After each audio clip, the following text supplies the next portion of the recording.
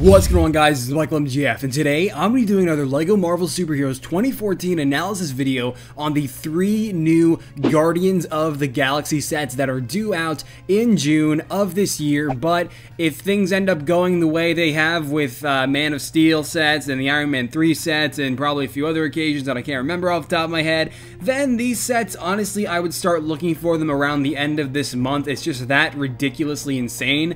So that's when I'm going to start looking for these sets as soon as possible, honestly, because it's ridiculous how fast they come out, especially for these, mainstream Marvel Cinematic Universe films. And yeah, I just wanted to throw that out there right off the bat. But Guardians of the Galaxy just pretty much detaches you from anything that has been going on Earth and just jettisons you out into the middle of the galaxy where so many other things are happening, and it's really exciting because it's like the perfect expansion, the perfect start of the expansion for the Marvel Cinematic Universe. And now we have these 3 sets to celebrate the film's release, which is in August. And yeah, it's really awesome. These sets feature a lot of new molds, a lot of awesomely detailed printing, and though they are awesome for the most part and really don't have a whole lot of flaws, there are still some flaws that I want to address that probably could have easily been corrected by the LEGO Group, but still don't take away from the overall quality of these sets, because whatever flaws I point out throughout this analysis video, it's nothing that's going to prevent you from buying these sets, honestly. It's just slight things that could have been changed.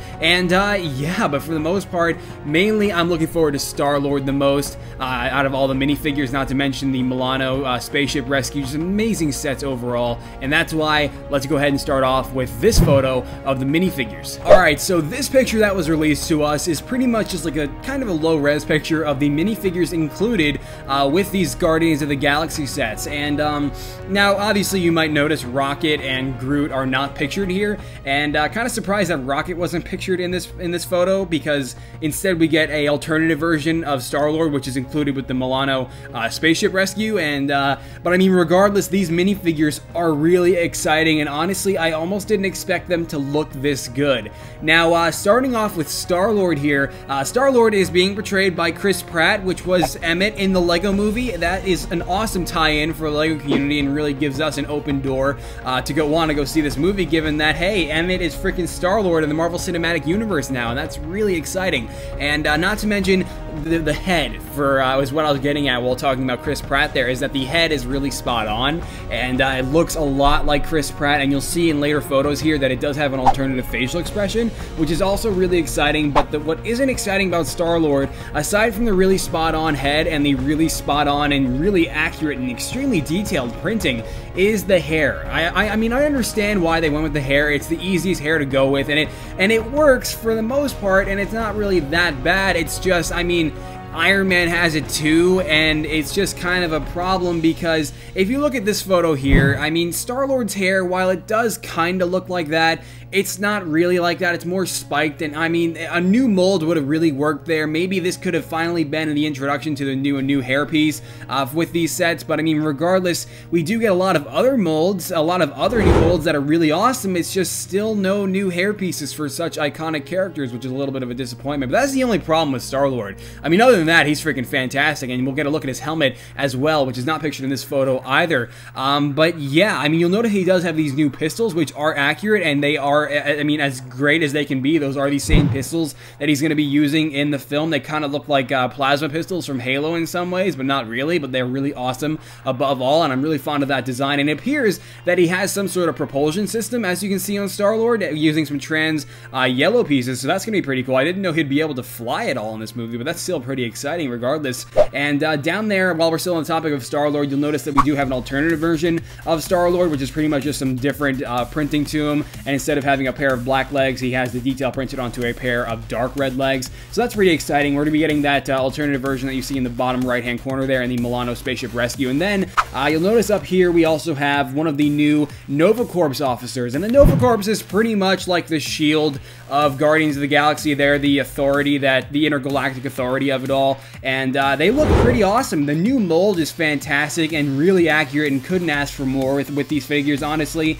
And the torso printing looks great. I mean, I honestly have zero complaints with the with the Nova Corps officers. They look fantastic in the printing on the helmet as well. Awesome minifigure overall. And then we have Ronan the Accuser down there in the bottom left-hand corner, and he looks fantastic. Though we really haven't gotten to see him in the film yet or in any trailers, I can't decide if this minifigure is accurate or not to his appearance, but he looks like he really is with the blue skin tone and the super detailed torso and pair of legs, and he does have a new mold for his helmet, and that mold continues over his shoulders, and he has his own staff, which looks a little odd, but I mean, it's probably for the better, and it looks great overall as a fantastic villain for this film, and represented in a LEGO form. You'll also notice that we do have Gamora, and I'm not gonna spoil who Gamora is, because apparently saying who the Winter Soldier's true identity was some sort of mass spoiler, even though it's been common knowledge since 2005, and they were splattering it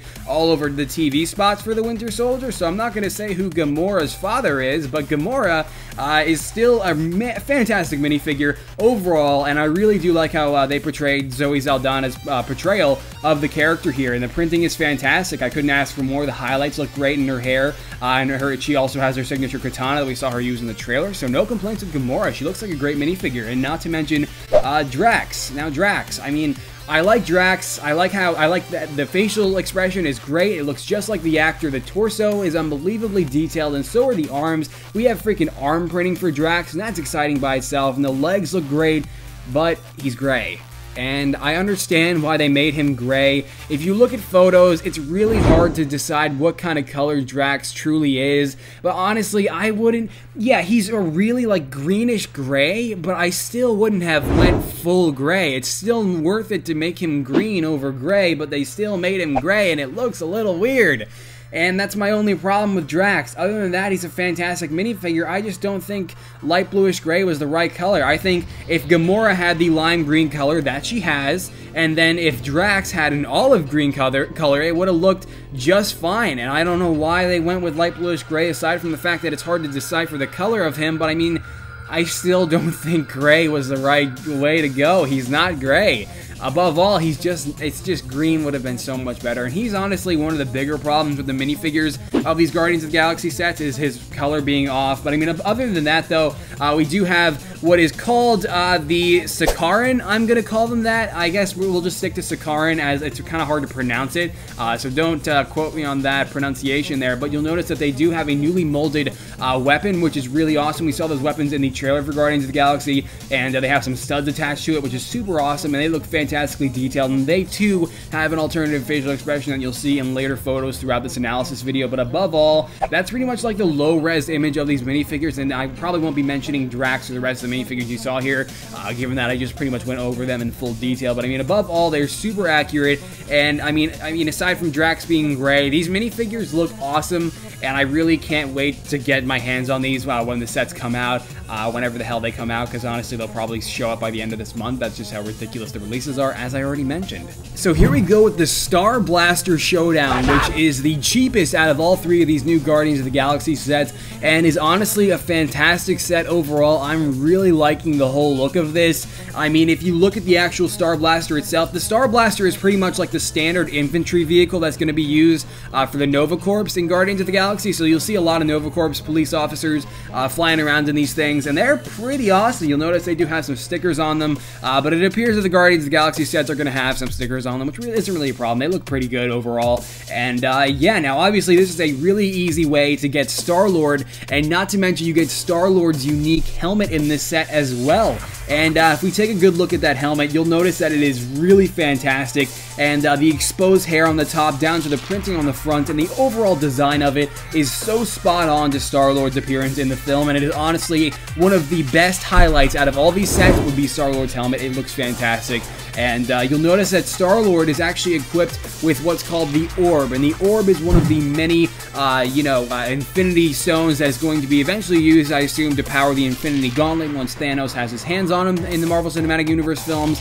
And that's pretty much what Guardians of the Galaxy is centered around, is just, the retrieval of yet another Infinity Stone similar to that of the Tesseract and the Ether from previous films. So you have the Orb there, which doesn't have any detail on it like it does in the film. It's just a normal piece that we've seen before, but who cares? Because I don't think it matters all that much. but it's still a nice accessory to have, given that the entire film will probably revolve around the orb and, you know, whoever is able to claim it in the film. And you'll notice that the actual vehicles included in the set do have a pair of flick-fire missiles. Now, you'll notice that only the Star Blaster actually has flick-fire missiles, while the actual sort of, I guess these, I mean, it's so hard to pronounce it. The Sakaran, I guess we'll stick with the Sakaran. The, like, Sakaran speeder type vehicle really doesn't have any sort of playability features, which is kind of a problem. It's just kind of a placeholder type thing to give the bad guy something to fly around in. So pretty much the Star Blaster and Star-Lord is where everything's going on here. They're the ones with the weaponry. They're the ones with the really nicely designed vehicle. Though I'm not really familiar with who the Sakaran species is,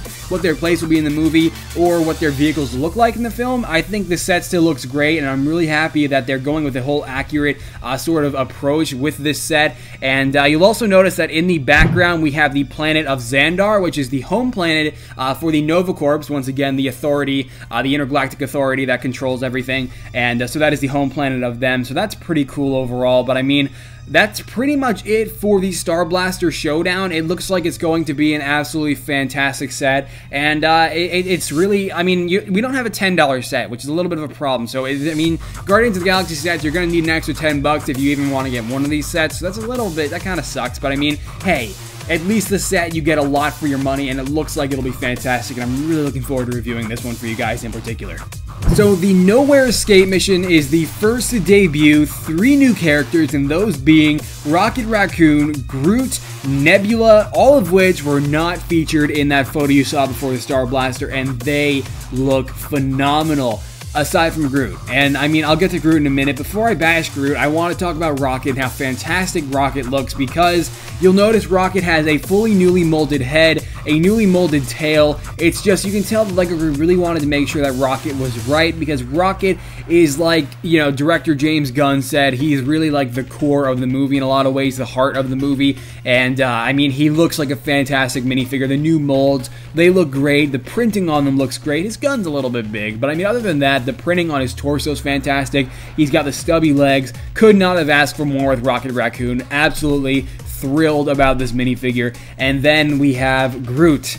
And if you look at this photo here, we've seen this photo many times, you'll notice that Groot, he's probably about double the size. He should be about double the size of your average minifigure. But the LEGO Group, while I agree, he should be brick built, they made him triple the size. And I mean, yeah, you're gonna want to have iconic parts of Groot.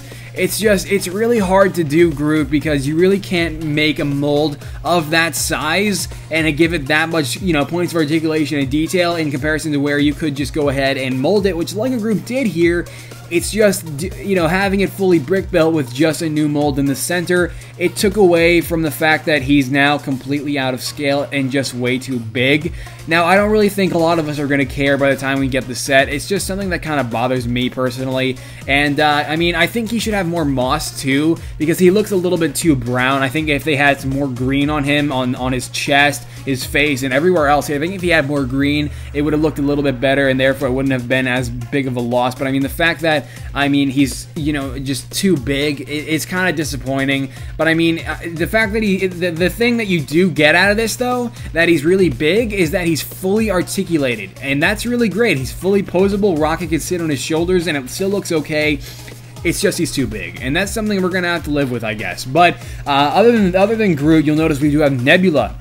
And Nebula, she looks great. You know, we have Thanos' personal assassin here in the set, and she looks really fantastic. I mean, she's got the 2 katanas, she's got her own unique set of printing, purple components, and just like as accurate to her character, she has metallic arm, because eventually at one point she had to amputate it and everything. And but I think they should have used sand blue for Nebula. She's more of a sand blue than a normal blue. It's not that big of a deal, but I think if the LEGO Group went with sand blue, it would have been a lot more recognizable, because I honestly barely recognized her at first when I first saw her. But I mean, if they used sand blue, it would have made the minifigure a lot better. But I mean, putting that aside, we do have the standard Sakaran, and the Sakaran looks great. And if you look here, you'll notice that he does actually have an alternative facial expression. If we look in the back of the box here, you'll see in 2 sections of the box here, we actually can see see that he does have an alternative facial expression. I assume that goes for the rest of his appearances throughout the rest of these sets. And I mean, obviously the Sakarans appear to be like the standard infantry for Ronan the Accuser, the bad guys, and the printing on them looks phenomenal. As I already mentioned, I mean, they look great. Don't know who the heck they are. They were probably in the comics, but I seem to have missed their appearance if they were. Still fantastic minifigures, and I'm really looking forward to all the minifigures in this set. I mean, looking past Groot's problems, these minifigures are fantastic. Now, the set itself is really awesome. As you can see, it almost appears to be taking place on what kind of looks like a mining facility of sorts.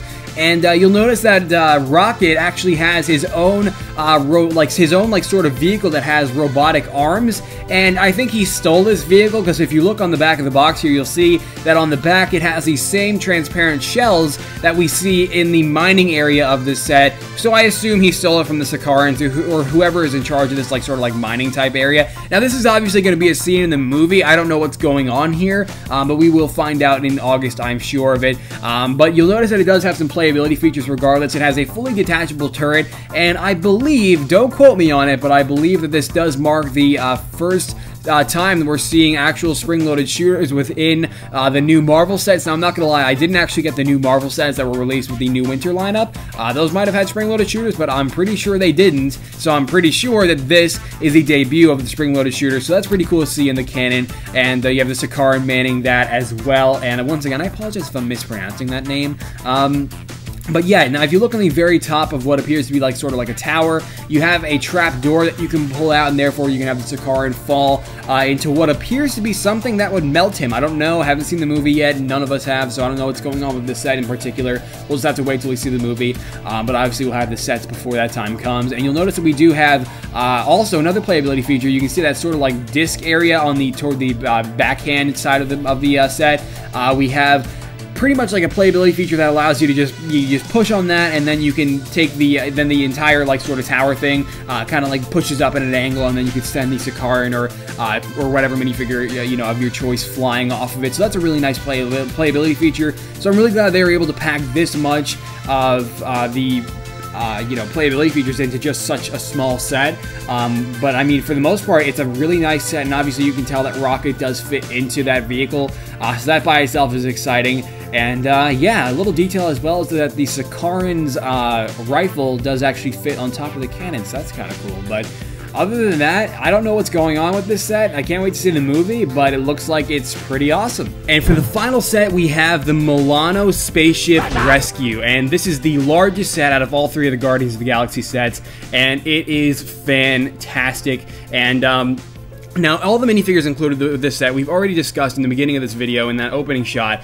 and therefore I'm not really going to talk about the minifigures other than the fact that in this set, Ronan the Accuser actually has the orb, so I guess he actually at some point manages to retrieve the orb from the Guardians and they get it back. Who knows what's going to happen in the film, but that alternative version that you saw of Star-Lord in the beginning of this video, if you remember in that photo, it was in the bottom right-hand corner. There was an alternative version of Star-Lord, and that's the version you get of Star-Lord in this set, and he does include his helmet as well, so wherever so both Star-Lord minifigures have the helmet, and that's really fantastic, as that helmet is a really amazing new mold, and the printing is great on it. So other than that, we already discussed the minifigures, because in this set you have pretty much you have Star-Lord, you have the Gray Drax, Gamora, Ronan the Accuser, and you've got the standard Sakaran soldiers. So that's pretty awesome, and a nice variety of minifigures, and this is just a fantastic definitive Guardian set overall. Now, the Milano is a really exotic ship. When I pictured their ship to look something like this, but I never thought it was going to be blue and yellow. So that's kind of interesting, but it's still really awesome, and I'm really fond of it. And you'll notice that it has a wide variety of playability features. In the cockpit area, you have a really nicely built seat for Star-Lord to pilot the Milano, and you have a Star Wars control panel with Arabesh writing. Arabesh doesn't exist in Marvel, but hey, the LEGO group, I guess, was like YOLO, and they just threw a Star Wars piece in there for the cockpit area, but that's okay. You'll notice that we do have a pretty nice, spacious area behind the actual cockpit seat. Not, a huge amount of room, but enough to at least seat two minifigures, as you can see on the back of the box there. But I mean, other than that, not a whole lot going on in the back area, as it seems. It looks like, if you can see on the back of the box, there is like maybe a fire hydrant in there. I don't don't know why, but I mean, other than that, like I said, not really a whole lot going on based on the pictures we can see here.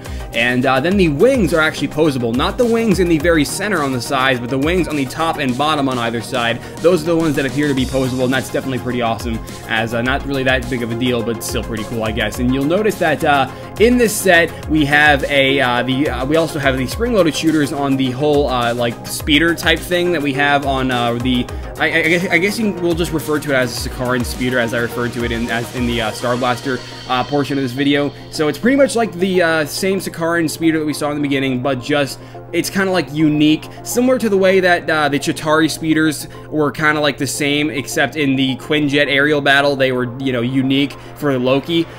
If you guys even remember that. But yeah, so it's pretty much unique for Ronan the Accuser in this set, and I don't really know what the origins of these ships are until we see the movie. But I mean, it's still really awesome. And this one, unlike the original Sakaran speeder we saw with the Star Blaster, it actually has these spring-loaded shooters attached to the sides of it, so that's a really nice modification to it. And other than that, you'll notice that we have a lot of stickers, mainly on the Milano, and then like we have one sticker on the cockpit for like the Sakaran speeder, and on the very front of the Sakaran vehicle we have a space for Ronan the Accuser to stand on, so that's pretty awesome, as you know, it just makes for a nice playability feature as well, so you can have him, you know, have the Sakaran flying him around on it. But yeah, other than that, just a really nicely built Milano. I love the way the Milano is built, using all kinds of different plates, all kinds of different angled pieces, and just an amazingly designed vehicle overall. It just looks fantastic, and I absolutely love what they did with the front, how they have all the plates angled inwards, and then you have the discs on the front of that to really top it off. It looks like it's going to be an amazing set, and this one really is the definitive Guardian set out of all of them. It would have been nice to get Rocket in this set, but hey, that's how the LEGO Group gets you to buy all three, because you know you want Rocket and Groot. But yeah, other than that, that's pretty much it for the 3 Guardians of the Galaxy sets. I really do appreciate the way the LEGO Group has, you know, really managed to pull off the whole look of this set. It's really fantastic. And something else I should probably point out, I realize I'm missing out on a few things here before we do conclude this, is you'll notice Star-Lord on the front of the box here, he actually not even on the front, but you'll notice that he does actually have this like sort of like beam thing that apparently he is using to attack Ronan. I don't know what it is yet, but it appears to be some sort of weapon he'll use in the movie, and that's definitely pretty cool. And yeah, now on the underside of the Milano's wings, there are some flick fire missiles, and then right in the front of the Milano, right underneath those angled plates that I talked about, you actually have the new blasters that we see with the Star Wars set. So just like the new blasters, you push on them and then they fire out. So that's pretty interesting how you have both flick fire missiles and the new blasters in one vehicle, but still a really fantastic set overall, with a lot of playability features and some fantastic minifigures.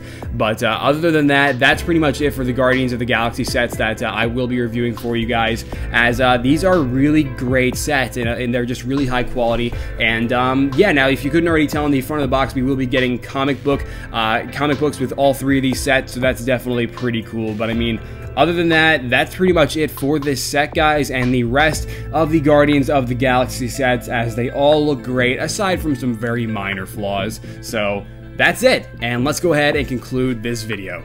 Alright guys, so that about wraps up this analysis video on the 3 Guardians of the Galaxy sets being released to us in June, or probably even before that. And I mean, these are fantastic sets. They introduce a lot of new fantastic molds and a lot of really great new levels of printing that just make all these sets really great, and I'm really looking forward to them. And yeah, so I mean, other than that, something I want to note on is the fact that in the Iron Man 3 sets, not every one of those vehicles in the Iron Man 3 sets actually served a role in the film, and I thought that was kind of annoying once I saw the film, but that doesn't seem like it'll be the case for the Guardians of the Galaxy sets, because it looks like at least every one of the vehicles included in these sets will get some sort of screen time at some point in the film. It's just like with you guys might remember the Seaport battle, like Aldrich Killian never set foot near a speedboat, you know, little things like that bothered me about those sets. That doesn't seem like it'll be the case with these, hopefully, but I mean, regardless, they still look great, and I don't have a lot of complaints with these at all, and I'm really looking forward to getting them and reviewing them for you guys here on my channel. But yeah, so if you enjoyed this analysis video or found it informative, be sure to leave it a like below, as your support really does go a long way. A lot of recording and editing goes into these analysis videos to make sure that what I'm talking about is being pictured on the screen. So like I said, your support is definitely very much appreciated. And you can also follow me on Twitter and the Bookface. Links to both of those are also in the description below. And there I post all kinds of behind the scenes photos and updates of what I'm up to and what's to come for my channel. And yeah, you can also catch some new glimpses at the Amazing Spider-Man 2 minifigures, which I will be posting over there very soon. So definitely check that out if you'd like. But other than that, guys, that's it for this analysis video. Really looking forward to these sets, but other than that, that's it, and I'll catch you later. Alright. Bye!